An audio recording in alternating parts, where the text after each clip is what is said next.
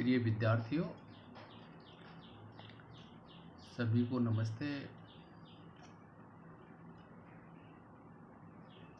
मैं KR मीना से आचार्य राजनीति विज्ञान, राजकीय महाविद्यालय दौसा,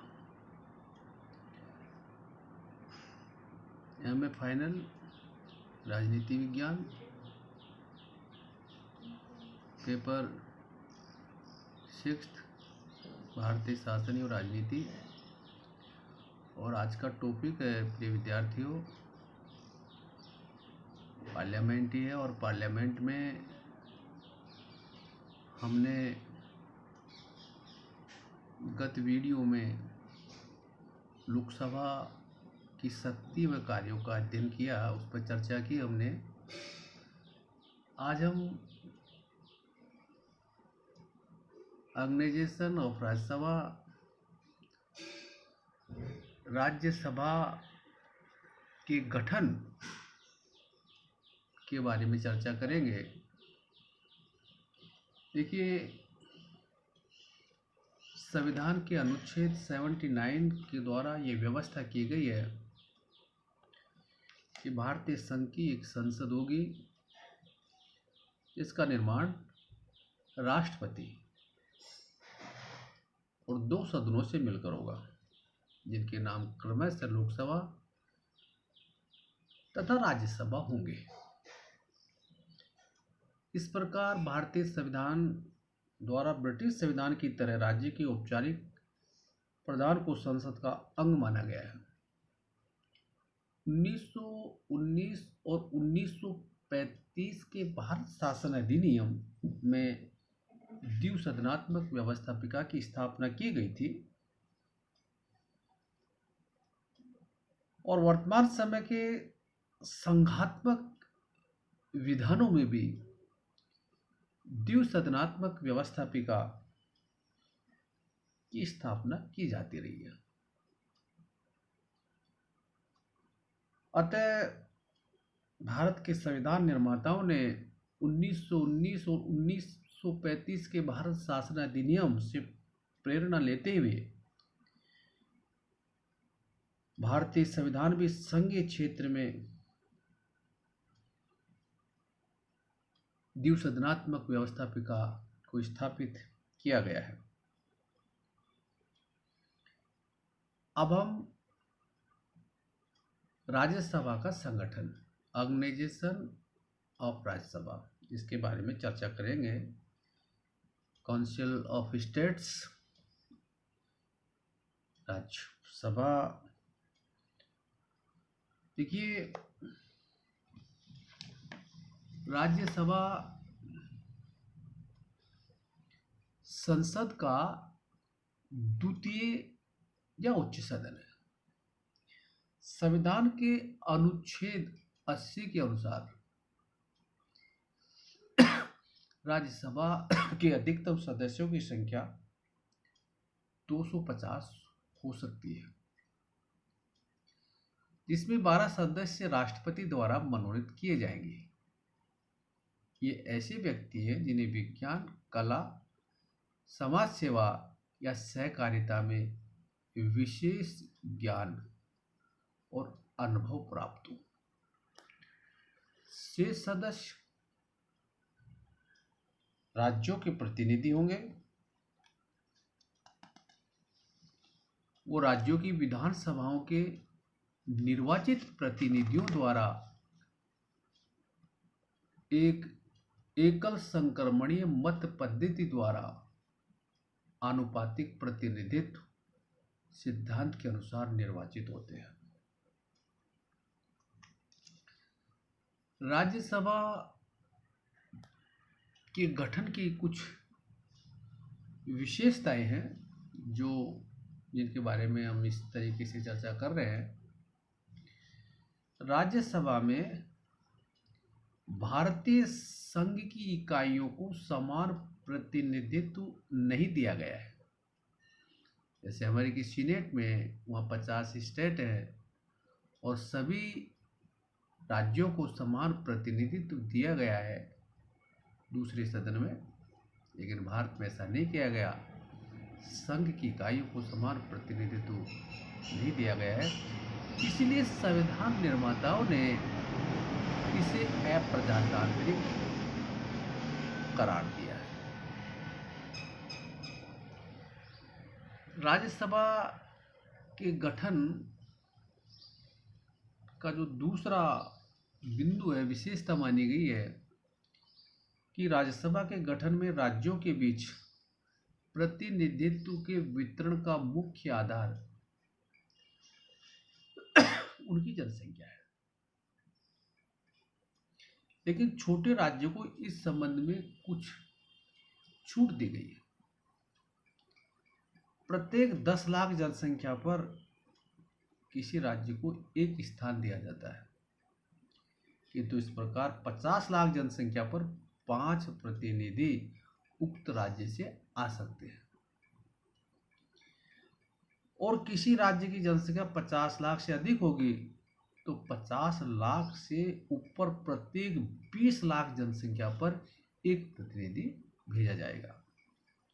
इस प्रकार यह भारतीय राज्यसभा की एक असामान्य विशेषता है। सभी संघों में सामान्यतः प्रतिनिधित्व की समानता रखी गई है।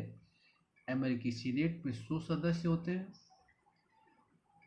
जिनमें प्रत्येक राज्य के 2-2 प्रतिनिधि होते हैं।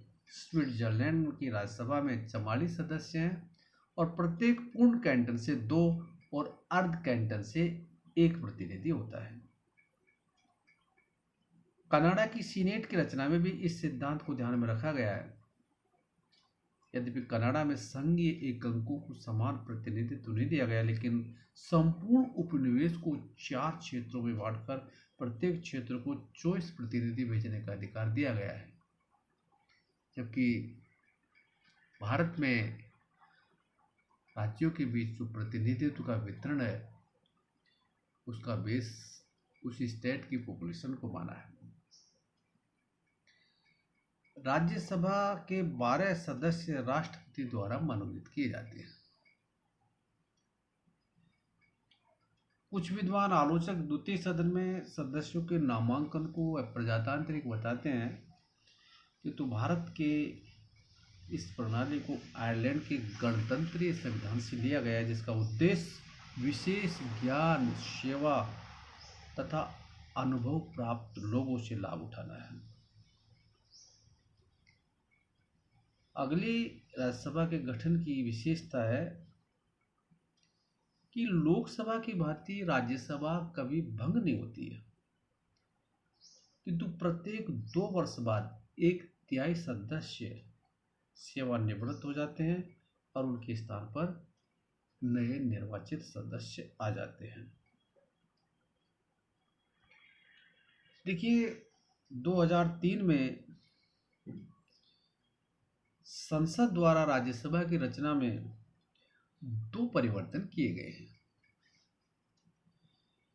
पहला है कि मूल संविधान में व्यवस्था थी कि राज्यसभा के सदस्य का नाम उस राज्य के मतदाता सूची में होना आवश्यक है जिस राज्य से वह राज्यसभा का चुनाव लड़ना चाहता है। अब यह व्यवस्था हो गई है कि राज्यसभा की उम्मीदवारी के लिए उस राज्य का निवासी होना आवश्यक नहीं है जिस राज्य से वह राज्यसभा का चुनाव लड़ना चाहता है। दूसरा जो परिवर्तन किया गया है, गुप्त मतदान की व्यवस्था के कारण राज्यसभा के चुनाव में विधायक धन के प्रलोभन से प्रभावित होकर अपने मताधिकार का प्रयोग करते हुए पाए गए। इस भ्रष्ट आचरण को समाप्त करने के लिए राज्यसभा के चुनाव में गुप्त मतदान के स्थान पर खुले मतदान की व्यवस्था को अपनाया गया है। प्रिय विद्यार्थियों, ये राज्यसभा के गठन की कुछ विशेषताएं थी। इसके बाद राज्यसभा का टर्म, कार्यकाल तथा इसकी गणपूर्ति। राज्यसभा एक स्थायी सदन है, इसका विघटन नहीं होता है। इसके सदस्य 6 वर्ष के लिए निर्वाचित होते हैं, लेकिन लगभग 1/3 सदस्य प्रति 2 वर्षों में कार्य से सेवानिवृत्त हो जाते हैं और उनके स्थान पर नए सदस्यों का निर्वाचन होता है। जहां तक इसके कोरम की बात है,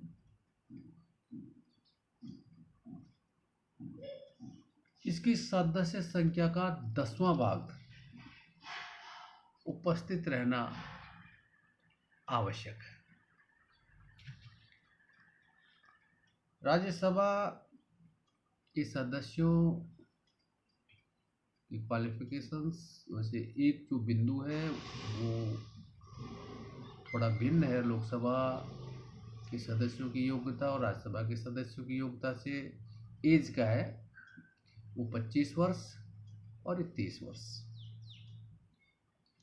तो भारत का नागरिक हो, वह 30 वर्ष की आयु पूरी कर चुका हो, उसके पास वे सभी योग्यताएं हो जो संसद ने कानून द्वारा इस पद की प्रत्याशी के लिए निर्धारित की हो, और कुछ अयोग्यताएं भी है।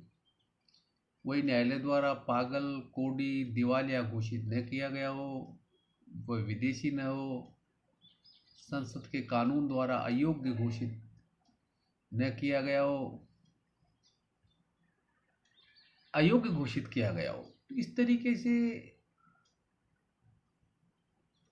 राज्यसभा के सदस्यों की योग्यताएं थी, तो मैंने आपको बताई, चर्चा की इसके ऊपर।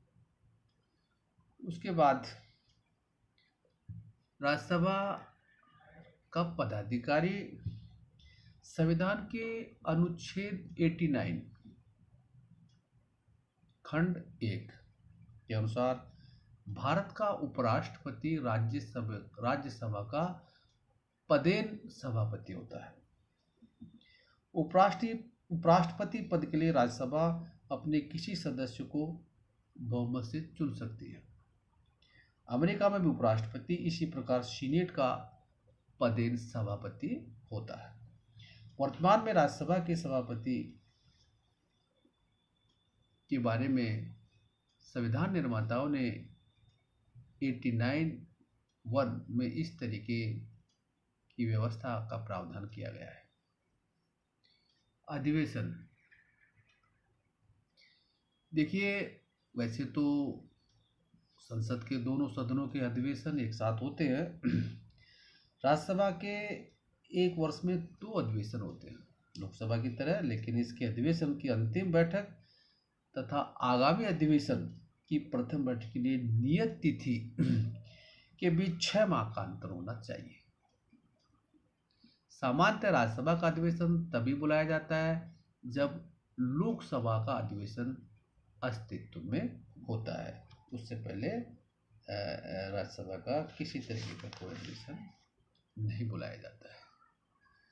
प्रिय विद्यार्थियों, हम आज इसके गठन के बारे में अध्ययन किया हमने। सभी को धन्यवाद।